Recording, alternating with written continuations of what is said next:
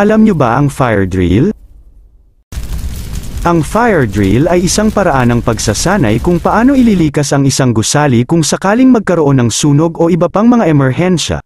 Sa karamihan ng mga kaso, ang kasalukuyang sistema ng alarma sa sunog ng gusali ay isinaaktibo at ang gusali ay inilikas sa pamamagitan ng pinakamalapit na magagamit na mga labasan, na parang may nangyaring emerhensya. Unang paghahanda sa emergency, ang mga pagsasanay sa sunog ay nakakatulong upang maihanda ang mga empleyado, manggagawa, at iba pang nakatira para sa mga potensyal na emergency sa sunog. Lumilikha sila ng kamalayan tungkol sa mga pamamaraan sa kaligtasan ng sunog at binibigyang kasangkapan ang mga individual ng kaalaman at kasanayang kinakailangan upang epektibong tumugon sa panahon ng aktwal na insidente ng sunog.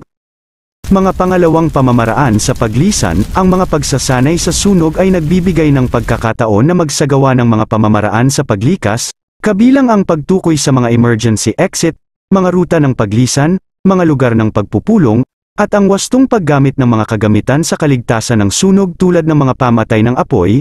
Ang mga regular na drill ay nagpapahusay ng pagiging pamilyar sa mga pamamaraan ng paglisan, pagpapabuti ng mga oras ng pagtugon at ang pangkalahatang kaligtasan ng mga nakatira. Third risk assessment, ang pagsasagawa ng mga fire drill ay nagbibigay daan sa mga organisasyon na masuri at matukoy ang mga potensyal na panganib sa sunog sa loob ng construction site o establishment, sa pamamagitan ng pag-obserba kung paano tumugon ang mga individual sa panahon ng mga drills. Maaaring suriin ng management ang bisa ng mga plano sa paglikas, tukuyin ang mga lugar ng pagpapabuti, at gumawa ng mga kinakailangang hakbang upang mabawasan ang mga panganib sa sunog. Ikaapat na pagsunod sa mga regulasyon, maraming jurisdiksyon at mga pamantayan sa kaligtasan ang nangangailangan ng regular na fire drill na isagawa sa mga lugar ng trabaho, kabilang ang mga construction site at establishmento. Ang pagsunod sa mga regulasyong ito ay hindi lamang tumitiyak sa legal na pagsunod ngunit nagpapakita rin ng pangako sa pagpapanatili ng ligtas na kapaligiran sa pagtatrabaho. Ikalimang paghahanda para sa pagbuo ng team at komunikasyon. Ang mga fire drill ay nagpapatibay ng pagtutulungan ng magkakasama at epektibong komunikasyon sa mga empleyado.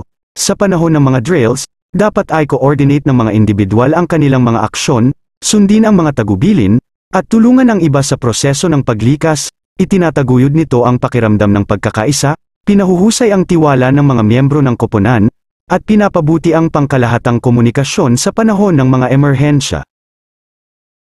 Ika-anim na paghahanda para sa kumpiyansa at pagbawas ng panik, nakakatulong ang mga regular na fire drill na magtanim ng kumpiyansa sa mga individual, na nagbibigay daan sa kanila na manatiling kalmado sa panahon ng totoong emergency. Sa pamamagitan ng pagsasagawa ng mga pamamaraan ng paglikas sa isang kontroladong kapaligiran, nagiging mas pamilyar ang mga individual sa proseso, binabawasan ng gulat at pinahuhusay ang kanilang kakayahang gumawa ng mga makatuwirang desisyon. Ikapitong paghahanda patuloy na pagpapabuti, ang mga drills ng sunog ay nagbibigay ng pagkakataon para sa mga organisasyon na matuto mula sa bawat drill at gumawa ng mga kinakailangang pagpapabuti sa kanilang mga plano sa kaligtasan ng sunog. Sa pamamagitan ng pagsusuri ng mga resulta ng drill, ang mga organisasyon ay maaaring makilala ang mga kahinaan, pag-update ng mga pamamaraan, at pagbutihin ang pangkalahatang kakayahan sa pagtugon sa emerhensya. Tandaan, ang mga fire drill ay dapat na isagawa ng panapanahon at kasama ang lahat ng individual na naruroon sa construction site o establishmento, kabilang ang mga empleyado, kontratista, at mga bisita. Ang mga drills ay dapat na well planned, realistic, at maayos na naipaalam upang matiyak ang maximum na bisa. Salamat po for listening sa safety contractors at Safe Works from Safety Sure in that hanging sa Moli.